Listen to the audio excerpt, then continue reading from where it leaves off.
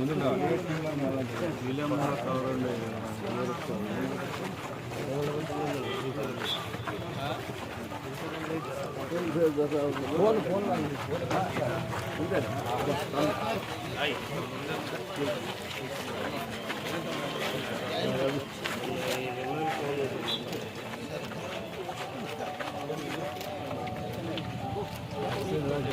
Teacher sir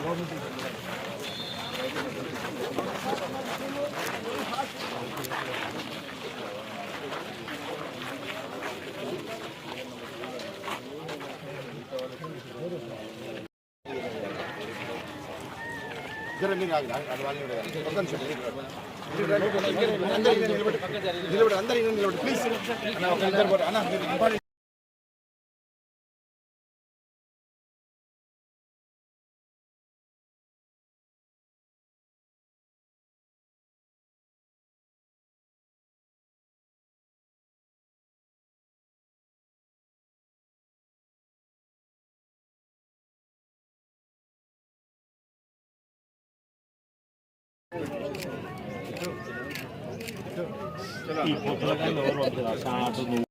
పరిధిలో 34 శాసనసభ నియోజకవర్గాల పరిధిలో జరుగుతున్నటువంటి ఈ వరంగల్, నల్గొండ, ఖమ్మం పట్టభద్రుల నియోజకవర్గంలో ఇప్పటికే ఊపందుకున్నది. అనేక నగరాలు, పట్టణాలు తిరుగుతూ ఈరోజు మిర్యాలగూడ చేరుకోవడం. మిర్యాలగూడ ఎంతో చైతన్యవంతమైన ప్రదేశం ఇది. మన రాష్ట్ర జీడిపికి కూడా ఎంతో కాంట్రిబ్యూట్ చేస్తున్నటువంటి ఒక ప్రాంతం. మంచి నైపుణ్యం కలిగినటువంటి వాళ్ళు, విద్యావంతులు, వ్యాపారస్తులు ఎలా ఉన్నటువంటి ప్రాంతం. మిత్రులారా, పట్టభద్రుల ఎన్నిక సాధారణ ఎన్నికలతో పోలిస్తే చాలా భిన్నంగా ఉంటుంది. ఎందుకంటే ఈ ఎన్నికలో కేవలం విద్యావంతులు, మేధావులు మాత్రమే ఓట్లు వేస్తారు. వాళ్ళు ఒక విజ్ఞతతో, విచక్షణతో, వివేకంతో ఎంతో ఆలోచించి సమాజం అనేటువంటి ఒక కోణంలో ఓట్లు వేసి తీర్పునిస్తే ఆ తీర్పు ఎప్పుడు కూడా సమాజానికి ఒక దిక్సూచిగా నిలుస్తూ ఉంది.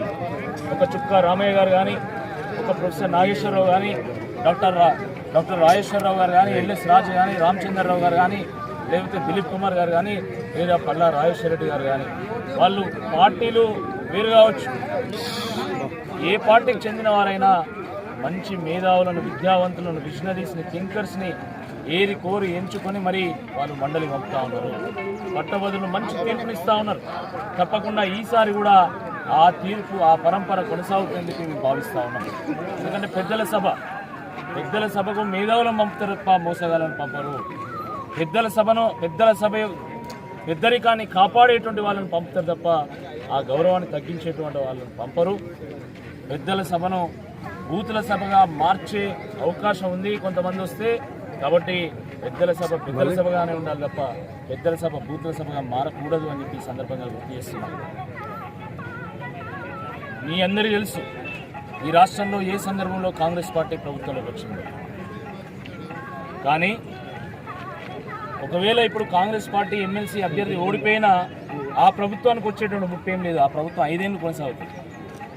కానీ బీఆర్ఎస్ ఎమ్మెల్సీ అభ్యర్థిగా నన్ను గెలిపిస్తే కాంగ్రెస్ పార్టీ ఇచ్చినటువంటి 6 గ్యారంటీల మీద, 420 హామీల మీద, నిరుద్యోగ భృతి మీద, జాబ్ క్యాలెండర్ మీద, 2 లక్షల పోస్టుల మీద, డిఏ మీద, బీఆర్సీల మీద, అన్నిటి మీద తెలంగాణ ప్రజల పక్షమై, విద్యావంతుల పక్షమై, గ్రాడ్యుయేట్ల పక్షమై, నిరుద్యోగుల పక్షమై, బీఆర్ఎస్ పక్షమై, తెలంగాణ పక్షమై తప్పకుండా గలమెత్తుతాం, గొంతెత్తుతాం, గర్జిస్తాం, పోరాడుతాం. ప్రభుత్వం యొక్క మెడలు వంచి తప్పకుండా ప్రజలకు న్యాయం చేస్తామని చెప్పేసి ఈ సందర్భంగా గుర్తు చేస్తున్నాం. నేను ఒక బిట్స్ పిలాని గ్రాడ్యుయేట్ని, ఒక గోల్డ్ మెడలిస్ట్ని, అనేక సమస్యల మీద గత 10 ఏళ్ళు కొట్లాడినటువంటి వాడిని, సంపూర్ణమైనటువంటి అవగాహన ఉంది. నాకు ఒక అవకాశం ఇస్తే అది ఒక విద్యావంతునికి అవకాశం ఇచ్చినట్టు. నాకు ఒక అవకాశం ఇస్తే ఒక యువకుడికి అవకాశం ఇచ్చినట్టు, నాకు ఒక అవకాశం ఇస్తే తెలంగాణ వాణిని వినిపించేటువంటి వారికి అవకాశం ఇచ్చినట్టుగా భావించి దయచేసి నాకు అవకాశం కల్పించాల్సిందిగా నేను కోరుతున్నా. చాలామంది ప్రశ్నించే గొంతు అని చెప్పి గుంతుయించుకుంటున్నారు.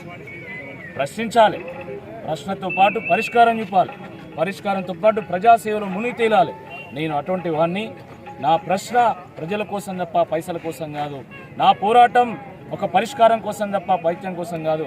నా ఆరాటం ఒక ఆశయం కోసం తప్ప ఆదాయం కోసం కాదు. నా మాట ఒక విజన్ కోసం తప్ప వ్యూస్ కోసం కాదు. ఫేస్బుక్లో, యూట్యూబ్లో లైక్ల కోసమో, కామెంట్ల కోసమో, షేర్ల కోసమో రాజకీయాలు చేసేటువంటి వాళ్ళం కాదు. మేము ప్రజల కష్ట సుఖాలను షేర్ చేసుకొని వాళ్ళ అభిమానాన్ని చూరమని తెలంగాణను ముందుకు తీసుకెళ్లేటువంటి వాళ్ళం. అందుకోసం రాజకీయం చేసేటువంటి వాళ్ళం. కాబట్టి తేడా చాలా స్పష్టంగా ఉంది. కాబట్టి దయచేసి ఈ ఎన్నికల్లో 27వ తారీఖు జరిగేటువంటి ఎన్నికల్లో మమ్మల్ని ఆశీర్వదించండి. మీ ఆశీస్సులు తెలియజేయండి. సీరియల్ నెంబర్ 3లో నా పేరు ఉంటుంది, ఏనుగుల రాకేష్ రెడ్డి అని.